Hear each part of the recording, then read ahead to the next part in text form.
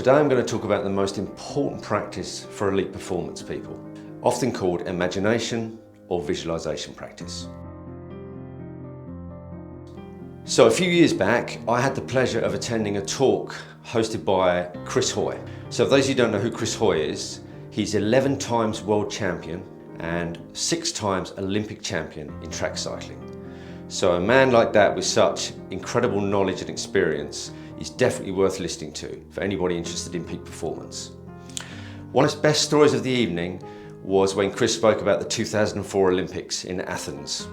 So Chris had on the day of his competition, he'd had an accident that day, which very nearly saw him not competing. He was sitting in the middle of the velodrome waiting for his turn to compete, and he was last on and he was ranked #1.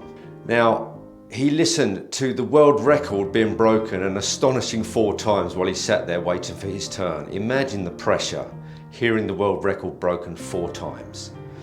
Last up was Chris Hoy, onto his bike, gives a blistering performance to the roar of the British crowd and gets his gold medal and breaks the world record. What an amazing story from a peak performance athlete, an incredible story. So following this story, people were allowed to ask questions. They were allowed to ask questions to Chris, and one of the questions was, what's the most important thing you learn in your career? And Chris's response, without hesitation, was visualization or imagination practice. And that's very, very telling. So a man with all that experience and knowledge, when asked what his most important thing he'd ever learned was visualization and imagination practice. Now, when Chris was in the middle of the velodrome waiting for his turn, listening to the roar of the crowd and that world record being broken numerous times, he didn't sit there nervously worrying about his performance. No, he had his eyes closed and he was visualizing his own performance powering around that track. And he made it as real as humanly possible. And he'd done it hundreds and hundreds of times before. He knew how to focus his mind and focus on his own game and his own performance. That's the power of visualization and imagination practice. And this is nothing new. Imagination practice has been used by rock stars, authors, creators of all kinds. When you really meet people that have done a lot with their life and achieved great things, they talk about this imagination visualization practice. So it's not just in the department of sports people, because what you continually create in your mind will become a reality. And if you can start to feel it in the body, then the body thinks it's already happened. It's also incredible how successful this has been in the world of healing. So even people that have suffered from partial paralysis or serious illness have used this to not only just get slightly better and cope more, but actually have a full recovery. Such is the power of imagination practice, because it brings into power every cell of your being. Every part of your body is involved in imagination practice.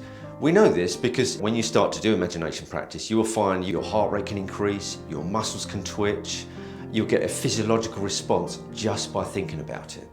So when it comes to imagination practice, I get people to concentrate on their character first, who they want to be rather than what they want to do. Because what I found is, if you can uncover a robust, formidable character, then it tends to lead you on to what you want to do. Because you may visualize what you want out of life and what you want to get, but actually sometimes it's not compatible with the character that you are at the moment. So I found it more powerful if clients first focus on the character they want to become. Because the world will accept the standard you have of yourself and reflect it right back at you. So the higher standard you have of yourself, the greater the world will reflect this back at you, and it will give you profound meaning. You can't go after big dreams and big visions without realizing you have to have a congruent character that's going to get you there in the first place. So how do you do this? Well, when I was young, I had no positive male role models in my life. I didn't have any. So I looked to fictional characters for inspiration, that I could uncover my own character and basically create my own idea of what I thought a man should be. So I looked at fictional characters, I looked at cowboy films, special agent films, and I looked at particular characters that really inspired me. And I wrote down these characteristics. So I wrote down on one page how I wanted to be, and on the other page on where I was at that moment and what I needed to work on. And that was a really powerful thing for me. There was a particular movie called Hombre, Paul Newman, I really am that old. And I was about 14 at the time. I finally saw this film and I was captivated by the character. So what I did, I started to think to myself, well, I really want to be like that guy. So how do I get there from where I am now? And I looked at the gap between that where I was, and it was a pretty big gap. But I wrote down the qualities this person had and where I was at that precise moment. So at least I had an idea of the character I wanted to be. We all want to build a character we're proud of. Courage, integrity, self-discipline, something we can be really proud of. So have a clear picture of who you want to be, at least a guideline of who you want to be, rather than just randomly hope that if you go after something you want, it's going to give a character alongside that you will be proud of. Because often what I've seen in my own coaching, that just doesn't work. So who you are, that sovereignty over yourself, will be the most important thing you can create. And what I found is that the character you create will lead you to what you want to do anyway.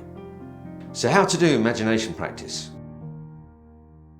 If you're used to meditation, you can sit in a normal meditation position, or you can lie down on a bed. For my imagination practice, although I meditate, I like to lie down on a bed and do this. So you can lie down, spend 1 or 2 minutes just deep breathing and relaxing, feeling your weight sink into the bed, and then start to visualize this character you want to become and make it as real as possible. Bring in all the senses. What can you see? What can you smell? What can you hear? This is a real skill and you have to practice it twice a day. Okay, so when you're visualizing yourself this way, once you've got a clear idea of the character you want to be, maybe you need to be more assertive, maybe you need to be more courageous, maybe you need more discipline. You need to create this in your mind's eye over and over again with your eyes closed, devoting time each day to doing this. So when you're doing this and you start to create this imagination, and it's difficult at first, you may only be able to hold the image for 1 to 2 minutes, but eventually work up to 10 to 15 minutes twice a day, morning and evening, and it will give you profound results. So when you imagine this character, how are they moving? What's their posture like? How are they walking? How do they speak? How do they interact with other people? See all this in your mind's eye. How confident are they? How courageous are they? What could you do with your life as this character? Make it as clear as possible in your mind's eye. See this character in some of the most testing situations that you find difficult in life. Maybe it's going to parties, you don't like big groups of people. See yourself in this role, in groups of people, being confident. Whatever it is for you, see yourself there in confrontation, whatever it may be, being confident and powerful. You may feel your body tighten as you visualize. Try and keep it relaxed. It will react to this imagery. It's natural, it has to, because the body's really feeling this. You're making it as real as possible. So the body keeps continually thinking this is really happening. Now action is needed. What do you need to bring this character into reality? What do you need to do in your external environment? You have to take action. You cannot just sit there visualizing. It's a huge beneficial practice to do, no doubt. It's essential, but then you have to put the practice in. You have to make it reality into your normal daily life. So what do you need to do to make this real? Now you need to take action to bring it all together. So imagination practice accelerates you towards your goals, but you have to be in the game. So do take action. So my first question to clients, to reiterate, is not what do you want to do, but who do you want to be? Because I've learned that that person you want to be will lead you directly to what you want to do. So I'll be really interested to know how you get on. You can leave a comment and I can reply to any questions you have, and good luck with your practice.